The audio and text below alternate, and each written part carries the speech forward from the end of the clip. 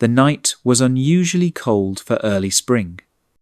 The little town of Greendale lay still under a blanket of fog, its crooked street lamps flickering weakly like tired eyes that refused to sleep. At the edge of the town, in a small, crumbling house with peeling blue paint, a storm of voices raged louder than the wind outside. "Get out," I said. "Get out of this house right now." The voice of Mrs. Harlow, Clara's stepmother, cracked through the air like a whip.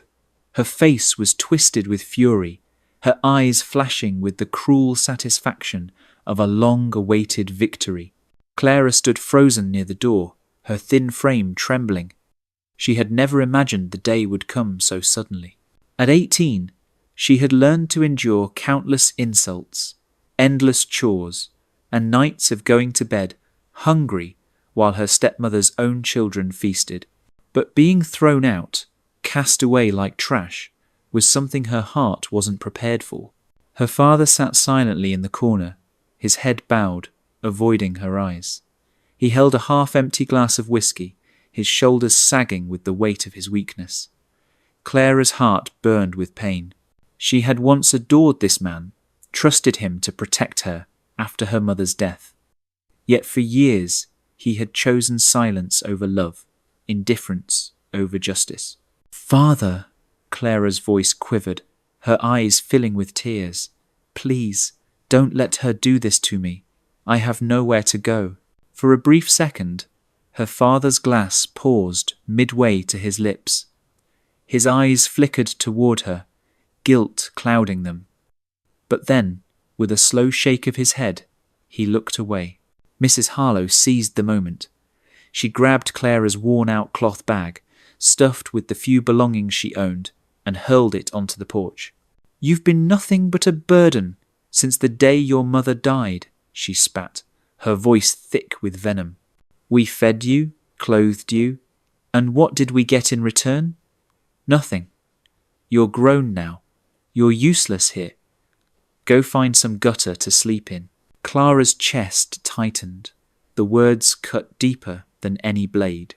"I wash your floors. I cook your meals.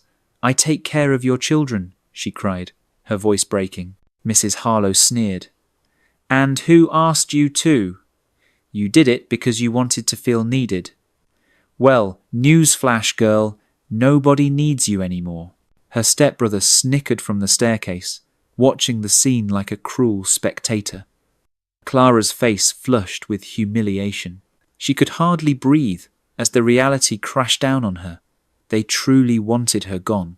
Her father finally spoke, his voice hoarse. "Just go, Clara.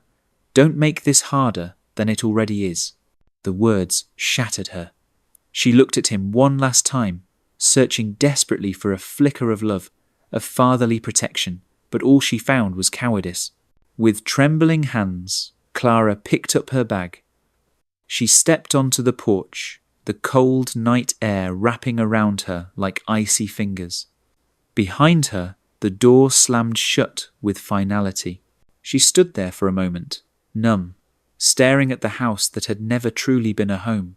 Memories flooded her mind, her mother's gentle laughter in the kitchen, the lullabies sung on stormy nights, the warmth of arms that once held her. All of it gone, replaced by bitterness and rejection. The fog thickened as she walked down the cracked street, her shoes worn thin, each step heavier than the last. The night was alive, with distant dogs barking, the hum of insects, and the faint laughter of families gathered in their warm homes. But for Clara, the world had turned into an endless, lonely road. Her bag felt painfully light, just a couple of dresses, a small photograph of her mother, and a frayed blanket she had kept since childhood. She hugged the blanket to her chest, as though it could shield her from the storm brewing inside her soul. Tears blurred her vision, but she refused to let them fall. She had promised herself, long ago, that she would not give Mrs. Harlow the satisfaction of seeing her break. Yet, as the night stretched on, and the streetlights grew fewer, Clara's steps faltered. She found herself by the town's riverbank, where the moonlight rippled over the dark water. There, She finally let the tears fall. "Why, God?" she whispered into the night. "What did I do to deserve this? I loved them. I did everything I could. Why wasn't it enough?" Her voice broke, and she sank to her knees, her body shaking with sobs. The world seemed vast and cruel, and she was nothing but a speck, a forgotten girl no one wanted. For a moment, dark thoughts crept into her heart. Maybe it would be easier to just let the river take her, to end the loneliness, the hunger, the endless pain. But then, her trembling hands brushed against the photograph of her mother in her bag. She pulled it out, staring at the gentle smile frozen in time. Her mother's eyes seemed to whisper strength into her soul. "No," Clara murmured, clutching the photo to her chest. "If I give up now, I'll betray your memory. You didn't raise me to be weak." She wiped her tears with her sleeve, though her heart still ached. She didn't know how, but she would survive. Somehow, she would prove that her life had meaning, that she was not the burden they claimed her to be. The night dragged on, and Clara found a broken wooden bench near the river. She curled up under her thin blanket, her stomach growling with hunger. The air was biting cold, but exhaustion finally pulled her into a restless sleep. Her dreams were filled with shadows, her stepmother's sneer, her father's silence, the slam of the door echoing endlessly. But in the darkest corner of her dream, she also saw a faint light, something or someone waiting in her future. And though she didn't know it yet, this night, the night she was cast into darkness, was the night destiny began to shift. The world had closed one cruel door, but somewhere out there, another was preparing to open. One that would change Clara's life forever. The morning sun rose pale and sluggish over Greendale, as though even it pitied the girl who awoke shivering on a broken bench near the riverbank. Clara stirred under her thin blanket, her body aching from the cold wood that had been her bed. She blinked against the sharp light, and for a moment she forgot where she was. Then the memories of last night came crashing back like a wave, her stepmother's venom, her father's silence, the slam of the door. Her throat tightened, but she forced herself to sit up. The world had not stopped turning, simply because her life had collapsed. Birds chirped from the trees, children's laughter drifted faintly from nearby houses, and shopkeepers rolled open their shutters. The town was alive, while she was merely trying to survive. Her stomach growled painfully. She hadn't eaten since the previous morning, when she'd scavenged the scraps of bread left on the kitchen table before being thrown out. Now, hunger gnawed at her insides, sharp and unforgiving. Clara rose unsteadily, brushing the dust from her faded dress. She wrapped her blanket around her shoulders like a shawl and began walking toward the marketplace. Perhaps she could find anything to eat. The marketplace was bustling, filled with the scent of fresh bread, roasted meat and ripe fruits. The aromas made her dizzy with longing. Her eyes followed a baker pulling golden loaves from the oven, the steam curling into the air. She swallowed hard, pressing a hand to her empty stomach. But she had no money, not a single coin. Her only possessions were the threadbare clothes in her bag, the photograph of her mother, and a stubborn will to survive.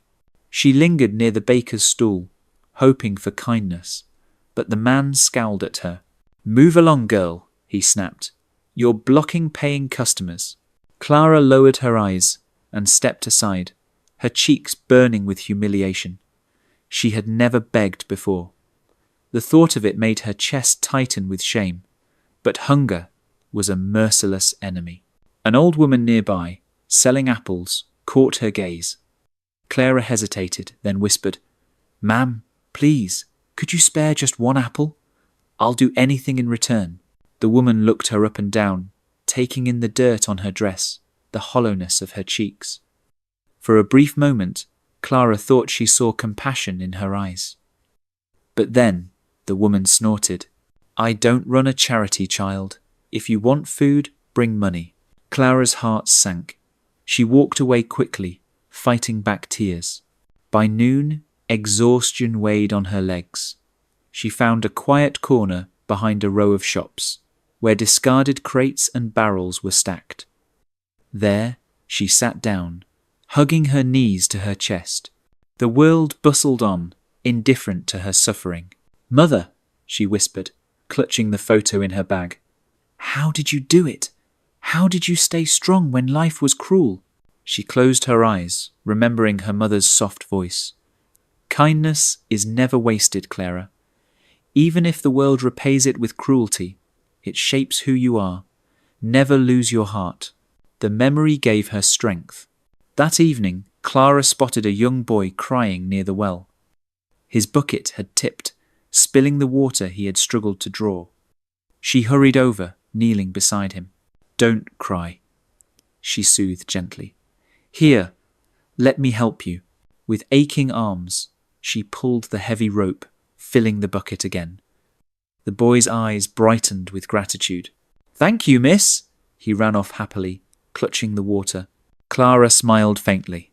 The small act hadn't filled her stomach, but it warmed her heart. At least she was still capable of giving, even when she had nothing. Night fell again.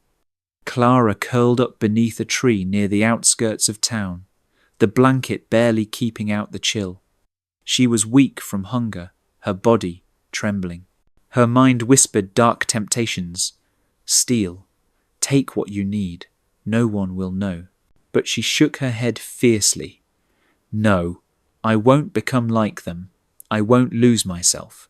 The following days blurred together into a harsh rhythm, waking on sea. The first night Clara spent in the Bennett mansion felt surreal. She had never in her life lain on a mattress so soft, nor wrapped herself in blankets so thick they seemed to swallow the cold. The pillow smelled faintly of lavender, and the room, though far simpler than the grand chambers of the estate, was bigger than the entire kitchen of her old house. Yet, as she lay there staring at the high ceiling, Clara's chest was heavy. She didn't belong here. She was an outsider, a stray taken in by kindness she hadn't earned. The memory of Alexander's piercing grey eyes haunted her. His silence had spoken volumes. You don't deserve to be here. She pulled the covers tighter around herself. Gratitude for Richard's compassion mixed uneasily with the sting of Alexander's suspicion. The two men were as different as night and day, one radiating warmth even in frailty, the other colder than steel despite his strength. Sleep came slowly. Whispers in the mansion. By morning, the mansion was alive with movement. Servants carried trays, polished surfaces, and moved with the silent precision of those long accustomed to discipline. Clara stepped out of her room timidly, unsure if she was even allowed to wander. She wore the same faded dress from yesterday, her bag clutched nervously in her hands. As she walked down the corridor, she caught the whispers. Who is she? One maid murmured. Some beggar girl Mr. Richard brought in, another replied. Can you imagine, in this house? She'll never last. Mr. Alexander won't allow it. Clara's cheeks burned. She lowered her gaze and quickened her steps, though their words trailed her like shadows. At the breakfast table, Richard greeted her with warmth. Good morning, my dear. Did you rest well? Yes, sir. Thank you, Clara said softly. Alexander sat at the other end, immaculate in a tailored suit, his expression unreadable. He didn't acknowledge her at first, focusing on his newspaper. Clara ate quietly, nibbling at bread and fruit, painfully aware of his presence. Finally, Alexander's voice cut through the silence. What are your plans? Clara looked up, startled. My plans? Yes, he said sharply. You cannot stay here forever. Do you intend to work, to leave, or to sit here waiting for my father's charity? Richard frowned. Alexander. No, father. Alexander interrupted, his tone firm. If she is to remain here even temporarily, we must know her intentions. Clara's hands trembled slightly, but she lifted her chin. I don't want charity. I'll work. I'll do anything you ask. Clean, cook, help in the gardens. I don't need comfort, just a chance to earn my place. Her voice was steady despite the knot in her throat. For a moment, Alexander studied her as though weighing her soul. Then, with a curt nod, he said, Very well, we'll see. Trials of character. From that day, Clara began working in the mansion. She cleaned rooms, polished floors, and tended to the gardens under the watchful eyes of the staff. Some of the servants mocked her quietly. Others ignored her altogether. To them, she was an intruder who didn't belong in their polished world. But Clara worked diligently, without complaint. She scrubbed until her hands were raw, carried heavy buckets without faltering, and even helped the elderly cook prepare meals.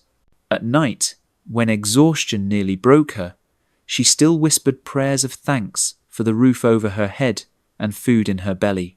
One afternoon, as she dusted the grand library, Alexander entered unexpectedly. She froze, clutching the feather duster like a weapon. You missed a shelf, he said coldly, pointing to the far corner. Clara flushed. I'm sorry. I'll do it right away. He watched her climb the ladder to reach the top shelf, her balance shaky. Without warning, the ladder wobbled. Clara gasped, slipping. Strong hands caught her mid-fall. She landed against Alexander's chest, her heart pounding wildly. For a moment, time stopped. His grey eyes locked with hers, closer than she had ever dared imagine. Then, just as quickly, he set her back on her feet, his expression unreadable. Be careful, he said curtly. We don't need accidents. Clara nodded, flustered. As he left, she pressed a hand to her chest, trying to calm the storm inside her. Shifting shadows. Over the next weeks, Clara noticed subtle changes. Alexander still spoke little, but his eyes followed her more often. He watched her patience with the staff, her kindness toward the gardeners, her quiet resilience. One evening, Richard fell ill, coughing violently. Clara rushed to his side with water, steadying his trembling hands. Alexander entered just then, his jaw tightening as he saw the care in her eyes. She treats you better than your nurses, Richard chuckled weakly. Alexander's lips pressed into a thin line. Later, when Clara left the room, he confronted his father. You're getting too attached. She's not family. She could be using you. Richard shook his head. Not everyone is a schemer, Alexander. This girl, she's different. Can't you feel it? Alexander turned away, unwilling to answer. Yet, that night, as he stood alone by the window, he remembered the fire in Clara's eyes when she said, I don't expect anything. It unsettled him more than he cared to admit. Cracks in the ice. The turning point came one stormy evening. A thunderclap shook the mansion, and the lights flickered. Clara, carrying laundry through the hall, jumped at the noise. Alexander, passing by, noticed her trembling. Afraid of storms? He asked, his voice quieter than usual. Clara forced a smile. Not of the storm itself, only of being alone in it. Something in her words pierced him. He too had felt that loneliness, the kind no wealth or power could shield against. For the first time, he saw not a beggar girl, not an intruder, but a reflection of something inside himself. Without realizing it, his tone softened. You're not alone anymore. Clara blinked, startled. When she looked up, his face was already guarded again, as though the words had slipped out against his will. But they had been spoken, and for Clara, they lit a fragile hope she hadn't dared carry before. The awakening. Days turned into weeks. Clara continued working. Alexander continued watching. Their interactions were brief, often sharp, but beneath them lay an unspoken current neither could deny. One evening, Richard insisted they all dine together. The atmosphere was warmer than usual, Richard laughing as Clara shyly shared a story from her childhood. For a fleeting moment, Alexander allowed himself to smile.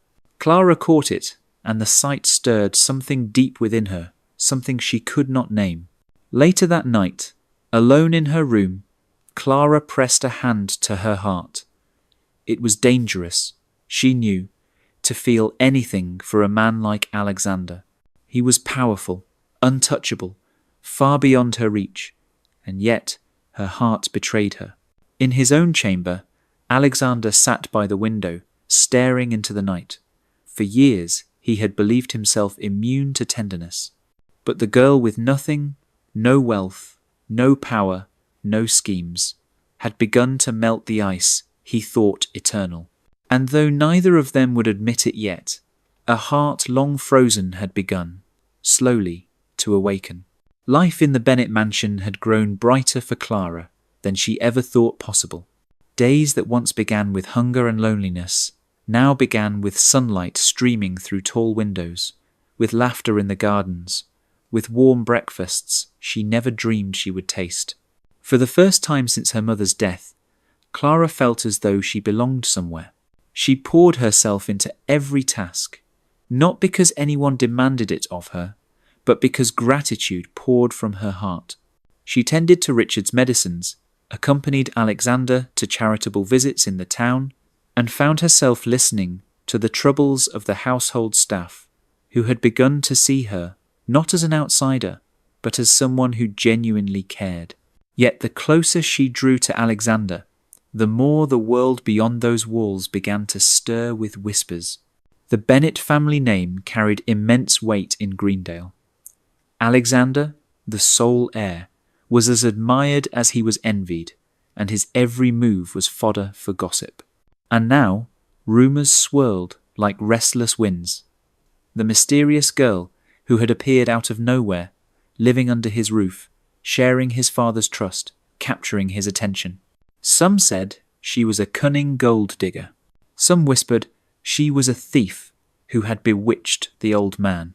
Others, jealous servants who had once coveted Alexander's notice, spat poison in hushed tones. She will bring ruin.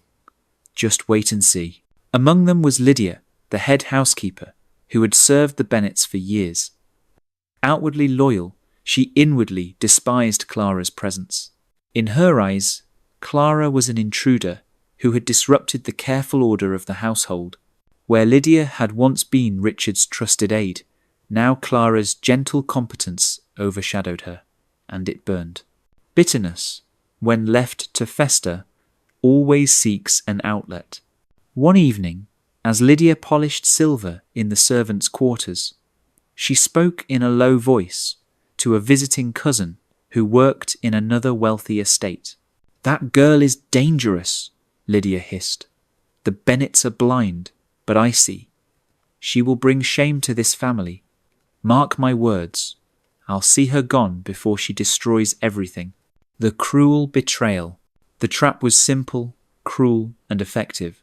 A priceless heirloom, a diamond necklace that had belonged to Alexander's late mother, vanished from its velvet box. Panic swept through the household. Servants searched every corner. The necklace was nowhere to be found. And then, as if fate itself had chosen the villain, it was discovered tucked neatly into Clara's dresser drawer. The room spun around her when the guards pulled it out. Clara's face drained of colour. "No, I didn't. I don't know how that got there," she cried, her voice trembling.